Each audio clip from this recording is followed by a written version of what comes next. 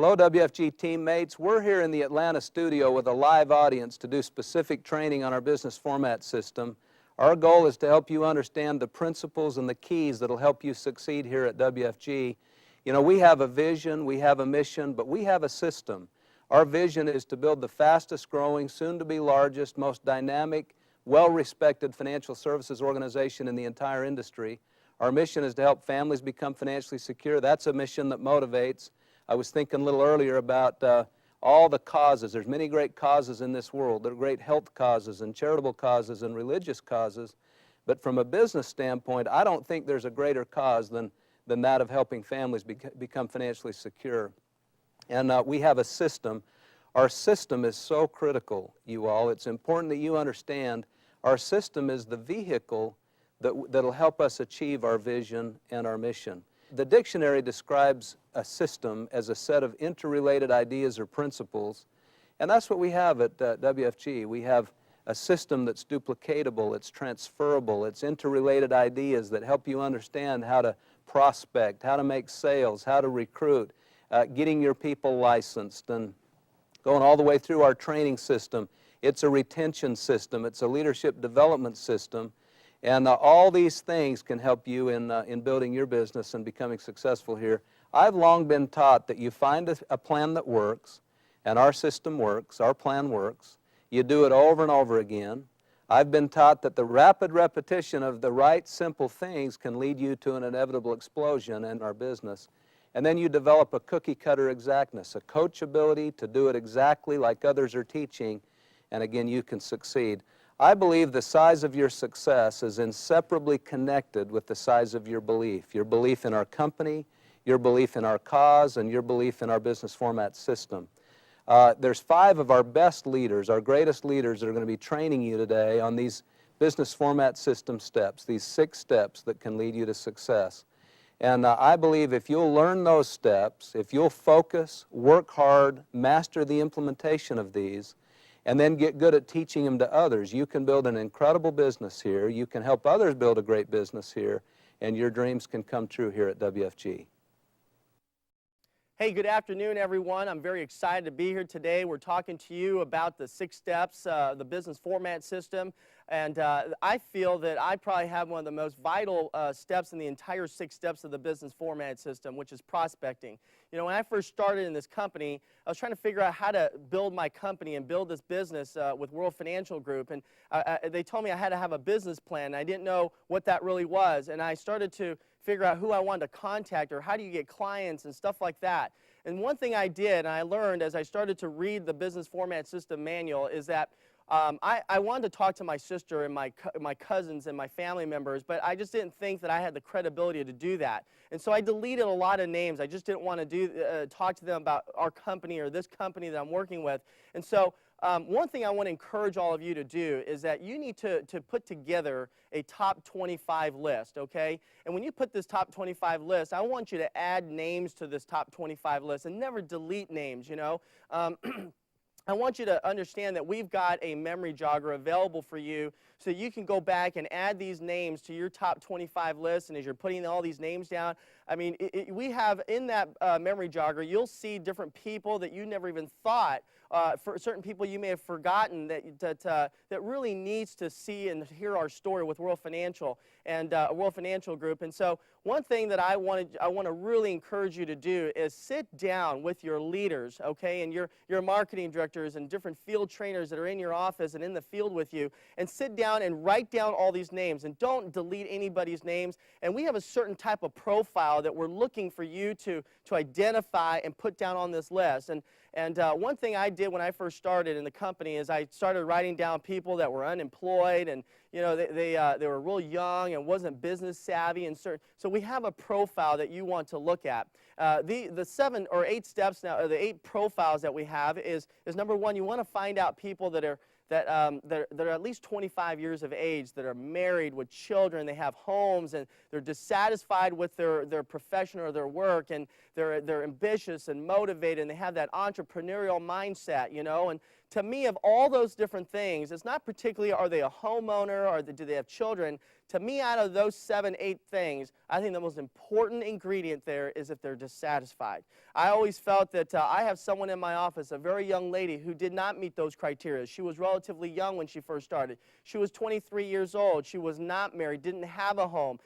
She had a job, though, and she was not making $50,000 or $40,000. She was probably making about $24,000 a year, but she was ambitious. And when we first sat down with her, it was interesting to find out how mature she was and for her age and how motivated and dissatisfied that encouraged her to really pursue something that she really wanted to do. And so I want you to put down those things in your top 25, and in your top 25 you'll see little circles there that you could circle as numbers 1 through 8, and you just circle those so you can share with your trainer exactly the kind of person that we're going to be talking to.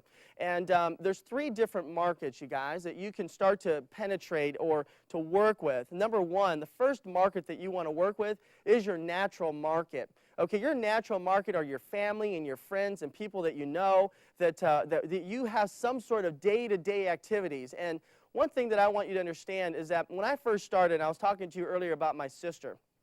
My sister, she's a very strong critic, and she's kind of a black and white type of girl. And when I first sat down and I wanted to talk to her about this, I mean, she kind of gave me the cold shoulder, and she wasn't very interested in this thing.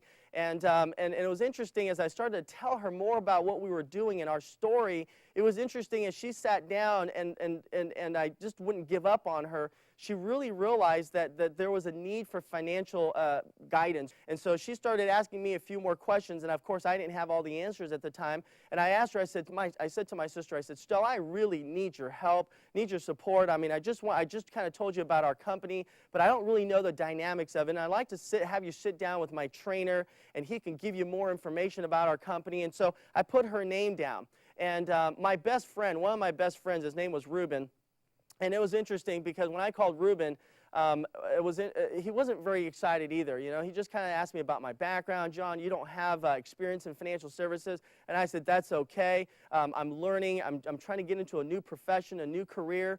And so I told him the same thing. I said, Ruben, I really need your help. If you can help me out, I'd like to put you in front of my trainer and my leader, and he can give you more information about our company. And there were certain people, as I had my first 2 experiences with my sister and my best friend, I started to, again, as I went back earlier and said not to delete names, I started to delete names, and I didn't want to call my warm market and people I knew, my family and friends, I didn't want to call them. And so what happened was they did not know that I was in the financial service business. And what ended up happening is that I had a family friend that we're very close to. They're kind of like, I would say, godparents, if you would. And they actually want to go and refinance a house. And they want to buy some insurance and do some financial planning stuff. And so they actually, it was interesting because they didn't do the business with me. They actually went to another company, and they actually did their own financial plan with another financial service company. They actually did their mortgage with another financial service company. And really, I lost that business.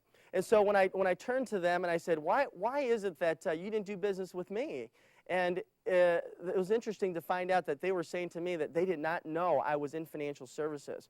And so I lost that business because, again, I was embarrassed to talk to people. I was ashamed maybe of getting some neglect or a rejection or whatever it might be. And so I neglected to let them know I'm in business in financial services. Let me ask you something. Remember when you first graduated from high school or you graduated from college? What did you do? You had these little cards that you sent out to everybody letting them know that you just graduated. You just got this new job.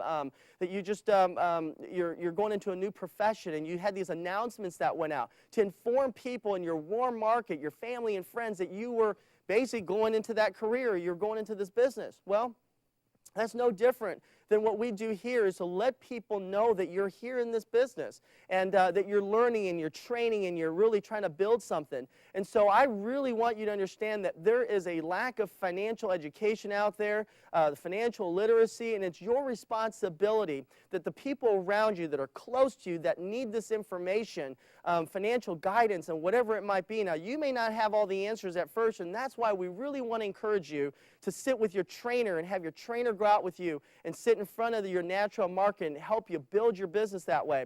What was one of my other best friends, his name was Charles. Charles and I had not spoken in a while, and so I called him up just to do some lunch, and I wanted to let him know I was just starting in a new profession. And so I met with him, and we went out to lunch. I got to his house. We started talking. I said he was living in this very, very beautiful home, and I said, hey, I said, this is a pretty good house for the kind of profession you're in. And he says, well, actually, this isn't my house. I'm actually house sitting. And I said, well, that's interesting that you're house sitting, you know, and then you got this beautiful home and all that. I mean, you ever thought about going into some other business? And we just started talking a little bit. And what was interesting is that afternoon, the person that he was house sitting for, the lady came into the house that afternoon. Obviously, it's her home, and so she came in. And so I did not know her. She was a total stranger to me. And so I want to talk to you about getting into another market. We call that the friendship market. Okay, and when she first walked in, I introduced myself, and I said, hi, I'm John Shin, and Charles introduced me, said this is a friend, et cetera, and we started to develop a rapport, if you would. And so what we did is we put together for you in the business format system, if you actually look at it, there's something called FORM. It's F-O-R-M. And so how did I stir up a conversation with this lady as I started to understand what F was and what O was, what R was, what M was, and we did, I don't like literally go F-O-R-M, but I just kind of started talking to her about, her family. I said, wow, this is a beautiful home. And I said, I'm excited that Charles is here and house sitting for you. And we just started talking, and the first thing I asked her was the O. And O really stands for occupation. And I asked her, hey, so I said, what do you do? And she said she was in fashion design. And I started asking her about fashion design. And we started developing a relationship and talking about her occupation. And I want to go over a series of questions that I use in the field to really develop relationships and turning strangers into friendships. First question I asked her is, I said, so what do you do, which is her occupation, and she says, I'm in fashion design. The next question I asked her was, I said, hey, how long have you been doing that? And she says, oh, I've been doing it for about 20 years. And I said, wow, that's a long time. I said, well, how do you like what you do? And she said, well, it's okay, it pays the bills. I got a pretty hefty mortgage, as you can see, but what could I do now? And all of a sudden, I started to sense a little bit of dissatisfaction there, which is one of the 7 profiles that we talked about earlier. And so I said, so how do you like what you, you don't seem very excited about what you're doing. And she said, no, not really, at this, I'm too old now. And I said, well, how old are you? And she said she was in her 40s. I said, that's not old. I said, that's still young. You've got a great future ahead of you. And I said, well, what exactly is it that you don't like about your profession? And she says, well, it's just long hours, it's very tedious, and it's stressful. We have time guidelines, this and that, and she just didn't seem very happy with what she did. And I said, well, let me ask you something. Now that I found out what her dissatisfaction was, it gave me an opportunity to start talking to her about M, which is her message, which is our message. When I piqued her interest, I said, you've got great people skills, and you seem very motivated. You seem like a very well business-rounded individual. I said, our company is looking for people just like you, and we're expanding all over the 50 states and internationally into Canada and stuff. And I said, you know what, I'd like to sit down with you. I don't have all the information, but I do know that my manager, he's a marketing director with the company. I'd love to have him sit down with you and tell you more about our company and the opportunities. And that was kind of it. I just kind of planted a seed. And it was really interesting because within 2 days, she called me back. I didn't even have to call her. She called me back to find out more information about our company. And so that kind of gives you an idea of how to work that O and that occupation, And the other thing that was interesting is I went to a car wash one time. And we're sitting out there at a car wash. I'm sitting there mid-afternoon, just sitting there, and a bunch of people were getting their car washed at the same time, and we're starting to have this relationship. And I looked at a few people out there, and we kind of had eye contact, and I kind of said to one of the ladies, I said, hi, how are you? And she said, well, I'm doing great. I said, so what do you do? And again, we went down to O, and we started, and she says, I'm in real estate. I said, wow, that's great. That probably gives you an opportunity to get out in the field more and not just stay behind a desk. And she says, oh, yeah. She says, I can't stand behind a desk. I've got the personality. I got to get out in the, in the open and stuff. And I thought, well, that's great. And I said, so what does your husband do? Are you married? And she said, well, yeah, my husband's, I'm married. And I said, well, what does your husband do? And it turns out he's an engineer. And I said, well, that's great. You have a family and you have children? And she started saying, well, yeah, we have 3 kids. And I said, well, that's great. I said, I've got 4 kids. And we just started talking, and we started talking about family. And all of a sudden, we started talking about how hard it is to raise children, and because we're never prepared to raise children. And we started talking about it. She said, I know. We started talking about babysitters, and what we have to do is take them to games. And we just really started building this rapport, you know. And all of a sudden, I started taking this stranger and turning her into a friend, and we started having this great common ground. All of a sudden, I said to her, I said, how do you like what you do in real estate? I mean, how long have you been doing it? She says, 2-3 years. Wow, that's great. I said, how do you like it? And she says, well, it's pretty hard, you know. I mean, you know, it's commission-based, it's this, and it's just hard to find the clients. And, you know, the company I work with, the training isn't all that great. And all of a sudden, guess what started happening again? I started to find what? Dissatisfaction, going back to the original seven things. And I said, you know what? Our company is looking for people just like you, you know, and I think we might have a solution for you. I mean, I don't make any guarantees, but I think that we have a very viable solution, but I don't have all the answers, and I'd like to maybe have you talk to my marketing director. He's one of the great leaders in the company. If you give me your name and number, once you have a business card, and sure enough, she goes, yes, here's my business card, and all of a sudden, here's my cell phone. They gave me their cell phone. I handed it over to my leader, and my leader made the contact. We got it, and so I want you to understand that F is for family, O is for occupation, R is for recreation, and that's another great thing. Sometimes you might ask them, say, hey, what do you do for sport? Do you play golf?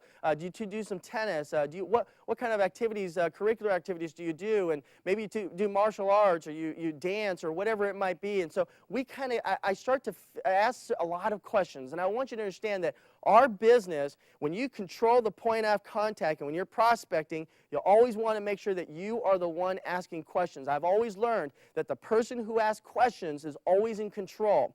And I'll give you a good example of that, is that when my wife and I, we learned this very quickly. I used to come home and my wife would say, where you been all night? And I said, well, see, if I start to answer my question to my wife, and I said, well, I was out with the guys tonight, and then she goes, well, where'd you guys go?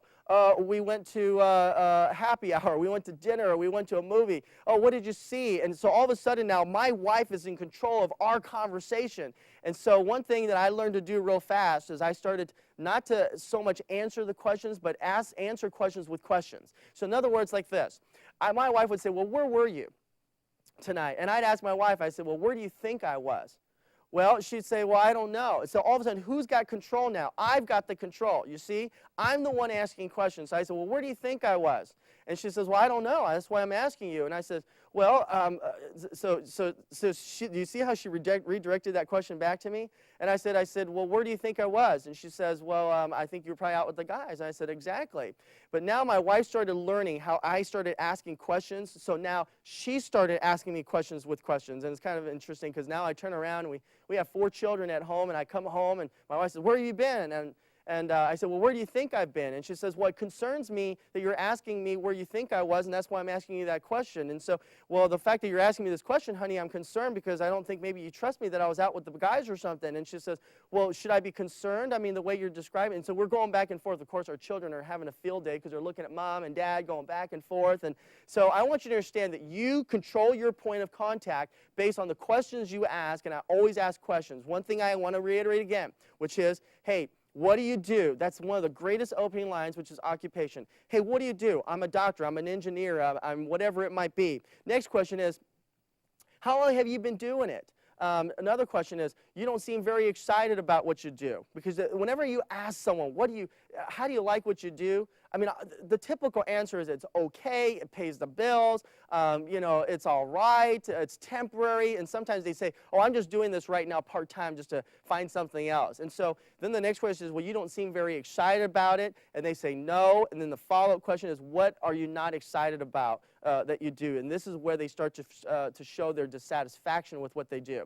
So now the next thing that I want you to understand, another market that we get into is called the friendship borrowing market. Okay, so far we've covered the natural market, which is your family, your friends, and again, it's so important to talk to them. Again, if you believe in what we do and the financial products and concepts that we offer and how this could perhaps enable, it could not that we're saying that every product we have can meet everyone's needs, but at least to sit down and put a comprehensive plan together and letting people know that you're in this field, and so when the time comes, because sometimes they may not be ready and they may always come back to you on a later time. So we know that we got to start to penetrate that natural market. The friendship market, which is turning strangers into friends. And then the last market I want to talk to you about is friendship borrowing. Friendship borrowing, and I want to identify this as, we have an acronym for you, and we want you to use this. It's STEAM. It's S-T-E-A-M, and you could allude to your business format system book, and you'll see something in there called STEAM. And one thing that I do, sometimes when I was talking to a couple of my friends, I was talking to another good friend of mine. His name is Michael, and as I sat to talk to Michael, now Michael is kind of one of those guys that just doesn't believe he can't do anything. I mean, he just low self-esteem, just is not very motivated, and just kind of feels like the world's coming to an end. I mean, it's just, but he's a friend, you know, and I love the guy for who he is, but just doesn't have a lot of desire and just motivation. And so when I first talked to him about the business, he didn't show much interest, which is okay because he did become a client. And so one thing that I did ask him is I said, hey, Mike, I said, I know that you're not interested in business, but let me ask you something. Do you know someone who might be a good salesperson? Do you know someone who's a good teacher, someone who's real enthusiastic and ambitious and motivated, money motivated, whatever it might be? And he said, hey, you know what? And I said, what? And well, he turned me to his sister. And his sister came into the business with me. Again, so I contacted the sister, and again, I got that from friendship borrowing because Mike may not have been interested, but his sister was. And I talked to his sister, and then she came in, and we started building. And guess what? We sat down with her, and then we started sitting down and building a business plan for her and putting a market together. You know, and the first thing we did is we got together, and we said, first thing we're going to do is get your top 25.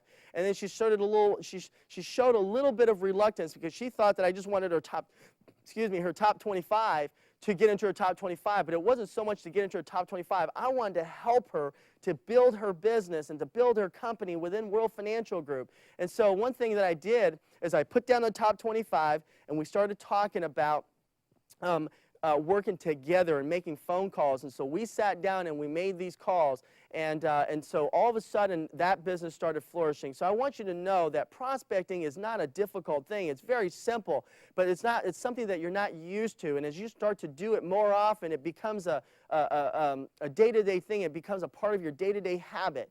And I'll give you a good example. I was actually on my way here to Atlanta to make this tape for you for this company and for this group here. And I'm very excited to put this tape together with you guys, this training video, because I think it's such a great thing. And we never had things like this when we were building our company within this company several years ago. But as I got here, from the time I left Los Angeles and coming into LA, I literally picked up 17 phone numbers. 17 phone numbers. And how did I do that? By friendship marketing, okay? And turning friends into strangers into friends. Let me give you an example. When I first got there to the airport at LAX, the first person I met was the lady who's standing behind the counter, the ticket counter, and it just happened that there was nobody in line, and so we just started a conversation, and she actually started a conversation saying, she said, when I first walked up, I actually had our company ring on, and she asked me, she says, hey, well, that's a pretty nice ring. She says, what is that? And I said, well, this is a ring that our company gives when you start to make $100,000 of income, and you know, if you add diamonds in there, it shows you additional $100,000 of income. And she says, wow. So she says, what do you do? I said, well, I'm in financial services. And so now remember one thing, if you know what their profession is, don't ask them what they do. So I asked her, I said, so how long have you been working here? And she said, well, I've been here for about 6 months. And I said, well, how do you like what you do? And so that was the whole thing. And that was my first person. And then when I got into the airplane, I started to talk to the flight attendant, and there were 2 flight attendants that I started to build that relationship with. And then I sat in a seat where there were 2 people sitting side by side, and I started to talk to them, and then then I got out, and then I started going. We went to out into the floor, and we talked to the baggage claim people. And I mean, there were so many different people. The guy who picked us up at the airport, we started talking to him. We got to the hotel. We talked to the ticket counter person. We went out and had dinner. We met that person. Now, we got all these different names, and all these different people are prospects that I can talk to. And I want you to understand that you cannot be afraid to talk to people. People are looking for opportunities, and you've got the ability to talk to people about our story and the opportunities that we have. And I want to just tell you guys how much I appreciate you, and I hope that this video and step one of what I've taught you here today will help you build an extraordinary business. Thank you so much for your time. We'll see you at the top. I'm excited to have a chance to share some ideas with you today about the approach and contact, which most people would tell you inside the business format system may be the most important component inside our system, is the ability to make approaches and contact people successfully in our business. One of the great opportunities